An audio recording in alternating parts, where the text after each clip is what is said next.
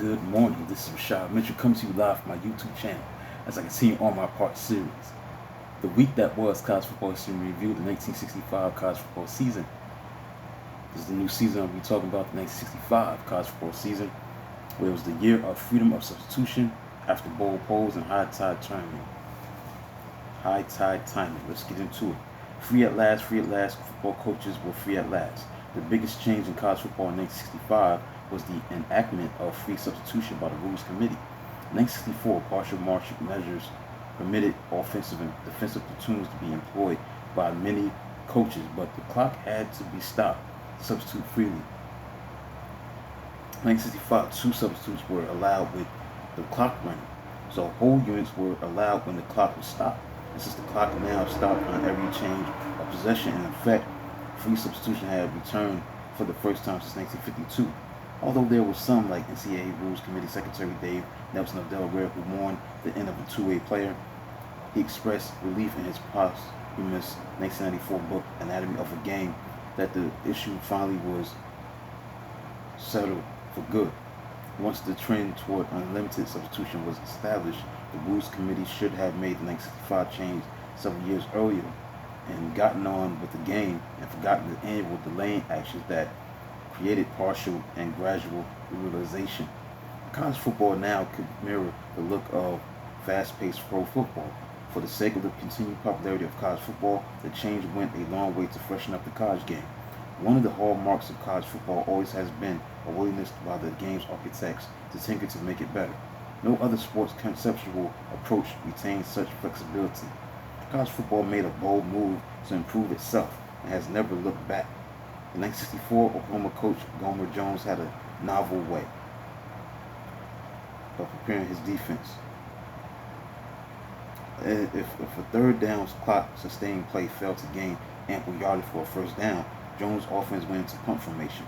The poor sack, playing on the receiving team's line opposite beefy All-American tackle Ralph Neely, would look for the punt snap while the Sooners center props motionless. Neely would blast off the ball, practically taking the opposite lineman's head off, strategically drawing a opportunity flag to stop the clock. So a new unit would trot onto the field to kick the ball away and play defense. So that travesty ended in 1965 for better or for worse. The college game now mimicked the professional pro football in terms of having 22 starters manning two separate units. So another huge change in 1965 was the Associated Press acknowledgement that its final poll needed to be staged after the results were in from New Year's Day bowl games. Along with hype attended a year later in the 1966 Michigan State Notre Dame game of the century. This move made the chase for number one a far greater focus for the nation's top clubs than it ever had been before. The teams that had won previous national titles certainly were rightfully proud, but prior to this time, the idea of playing under an all or nothing mentality had been overshadowed by strong focus on winning conference championships and being considered the best team in a given region. So although the AP poll process now will be identical to what today's fan knows, except that only 10 teams were ranked in 1965, the mindset of the voter followed different logic. For example, Nebraska started as the number one preseason number one in 1965, but was supplanted by Notre Dame after the first week for no reason that would be apparent to today's fans. Voters made an odd decision that week. The Fighting Irish routed California, while Nebraska easily beat Texas Christian. Both Cal and TCU were considered mediocre, rated no higher than midway in their respective conferences. So it was unusual that the Cornhuskers slipped behind the Fighting Irish when each beat common folk. Notre Dame was soon beaten by Purdue, allowing Texas and then Arkansas to ride the top spot until the massive Spartans of Michigan State took over number one from October 25th to the end of the regular season.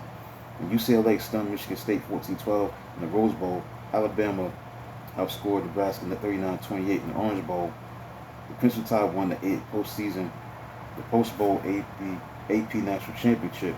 Bear Bryant might have been the best coach in the country, but he was also one of the luckiest as his timing turned out to be impeccable. He had captured the previous season's AP title because Alabama's Orange Bowl loss to Texas came after the last poll. In 1965, it was the Crimson Tide team again. won the national championship when bowl losses eliminated Michigan State and Arkansas, teams with better records.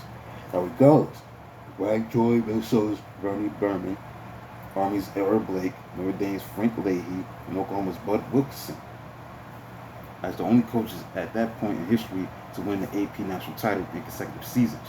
Now, Alabama showed that football truly was a team game.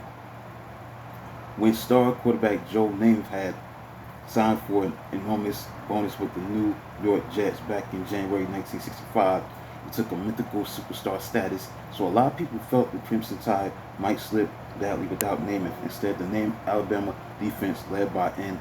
Gilmore Creed, tackle Jim Fuller, linebacker Jackie Sherrill, and back Bobby Johns, permitted only 79 points in 10 regular season games. Quarterback Steve Sloan, a future head coach, proved to be more than an adequate replacement for Namath, throwing 10 touchdown passes and running for 6 scores. UCLA visited Earl Lansing to meet Michigan State for the season opener, and prized by nervous sophomore quarterback Gary Beban was making for his first start for the Bruins. Beban noted the immense size of the Spartans during pregame warm-ups even before they put on pads. Beban kept wondering, is this college football? Michigan State won 13-3 that day, but 3.5 months later, Beban and defensive back Bob Styles sparked the Bruins to one of the greatest upsets in Rose Bowl history over the Spartans, a team some experts felt was one of the greatest ever.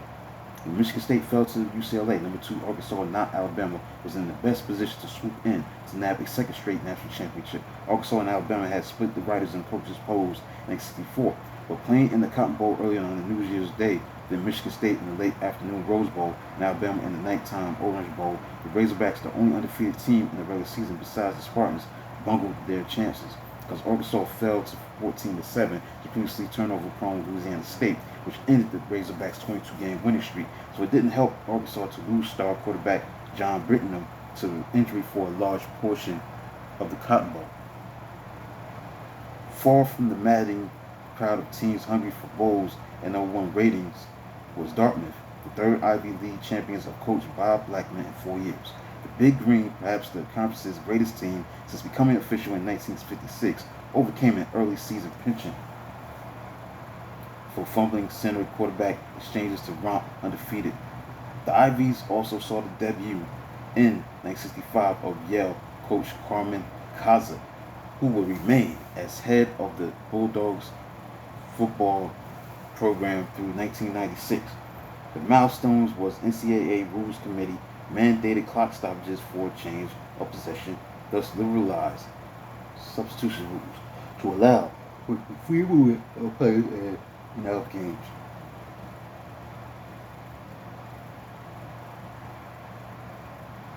The longest winning streak entering the season was Arkansas 12-game winning streak, Princeton 9-game winning streak, Utah 7-game winning streak.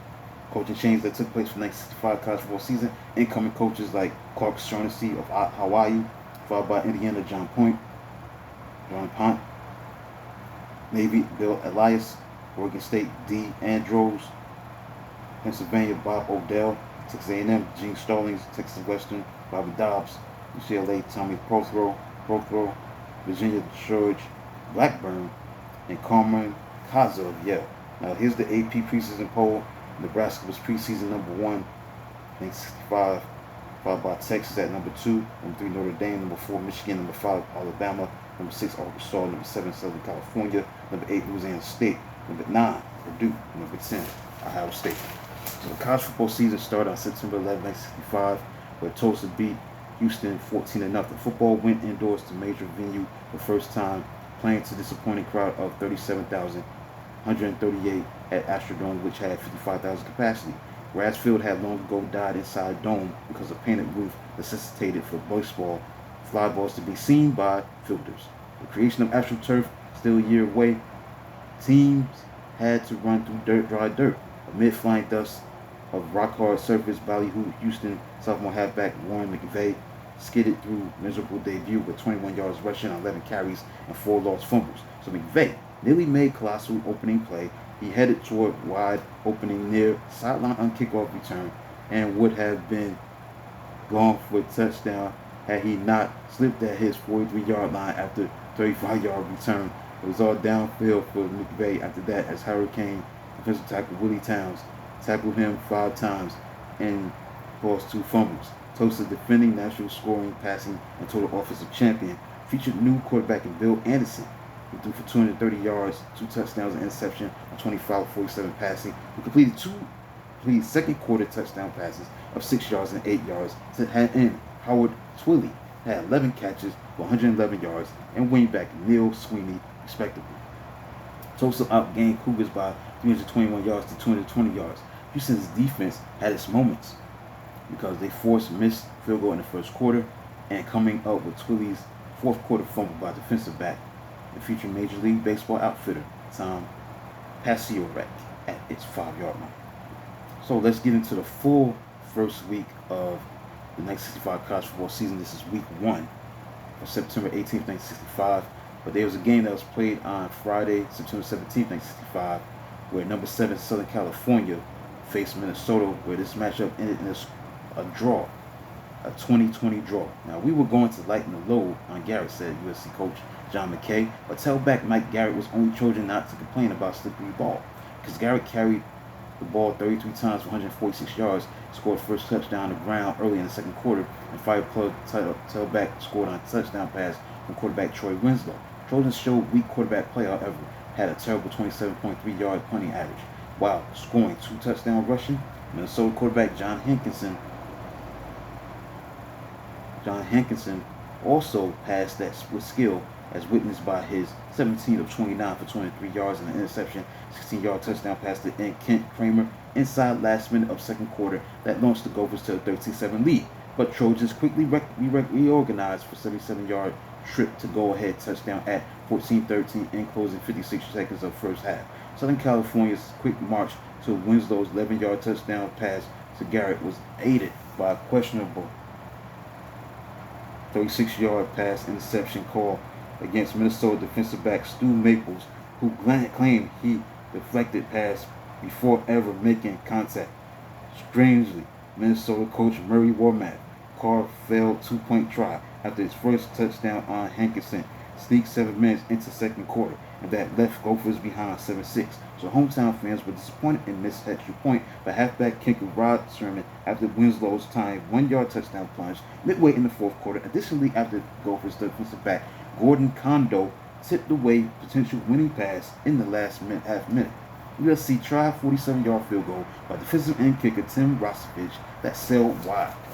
Next, Syracuse beat Navy by score 14-6, with Navy defense focusing on other Syracuse runners. Quarterback Teddy Hallman, trying to win starting job, scored twice, 6-yard run at end of 69-yard second quarter march, and an unlucky 10-yard run after he missed handoff to his fullback in fourth quarter.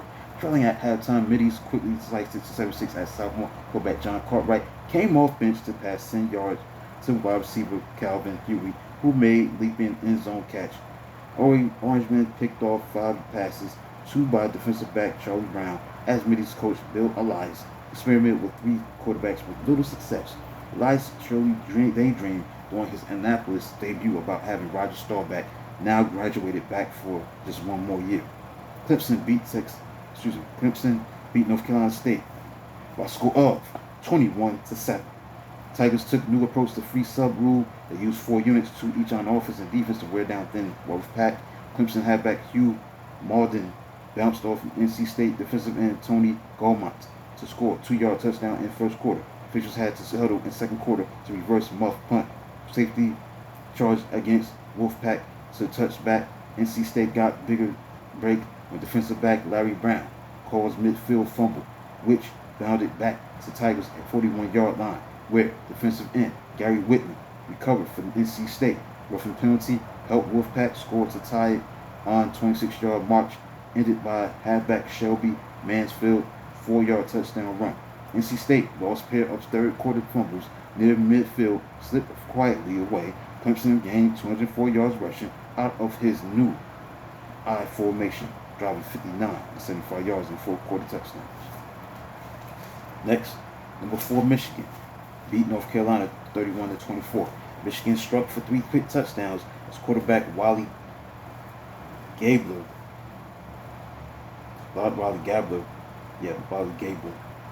left bench and sprinted wide on 31-yard touchdown and first time he touched the ball. Halfback Jim Detweiler scored twice after defensive back Dick Wells' fumble recovery and defensive end Jeffrey Hoynes' 50-yard interception return. Defensive back Bill Darnell breathed life back to North Carolina with a 53-yard interception touchdown return with 3:04 left before the halftime. Precocious sophomore quarterback Jeff Beaver showed maturity by guiding Tar Heels on 12-play drive from their 20-yard line to quarterback kicker Danny Tobot's 21-yard field goal just as halftime ended. Tobot hit in John Atherton with 12-yard touchdown pass as North Carolina drew within 21-16 in the third quarter. So in the fourth quarter, the Wolverines retaliated with halfback kicker Rick Seigers' 33-yard field goal and quarterback Jim Vidmer's 10-yard touchdown pass to end Jim Clancy. Home crowd cheered late return of Beaver, who pitched 19-yard touchdown pass to halfback Max Chapman and followed with 2-point pass to Atherton. Next, Georgia upset number 5 Alabama by score of 18-17. Georgia jumped to a 10-0 lead, highlighted by defensive tackle George Patton's 55-yard touchdown run with interception. Phone recovers allowed favored Alabama to lock tied by third quarter as fullback Steve Bowman had 8-yard touchdown run. Versus shaky start, Crimson Tide quarterback Steve Sloan hit 4 straight passes, then plunged for 17-10 fourth quarter edge on Bulldogs' next scrimmage. Quarterback Kirby Moore pitched short hook pass to end Pat Hodgson. Although Hodgson's knee was grounded as revealed in post-game photos, he pitched lateral to halfback Bob Taylor and raced untouched to 73-yard touchdown. When Moore made 2-point pass to Hodgson's Georgia wrapped up stunning win with 2 minutes left. So yeah, Alabama, the number 4 team in the country, was upset 18-17 to Georgia. The next matchup was Tennessee. They shut out Army 21-0 in Army's first road opener in 76 years. Tennessee debuted sophomore quarterback Charles Fulton, who threw a 23-yard touchdown blow to wingback Hal Wantland on his first collegiate pass attempt. It came at the end of an 80-yard drive that was highlighted by fullback Stan Mitchell's 45-yard ramble that might have scored at had Cadets defensive back Ed Noble not hauled him down. Fulton followed in the second quarter with 53-yard over-the-middle touchdown pass to end Austin Denny. Defensive back Jerry Smith had his late 66-yard punt returned for a touchdown as the Cadets quarterback Kurt Cook passed 13 of 36 for 135 yards, but during Cook's 8 of 16, 82-yard aerial bombardment in first half, Army bungled several chances inside Volunteers' 20-yard line, twice losing ball on downs and once on Cook's interception. Army kicker Barry Nicholson also was short on field goal tries of 43 and 38 yards.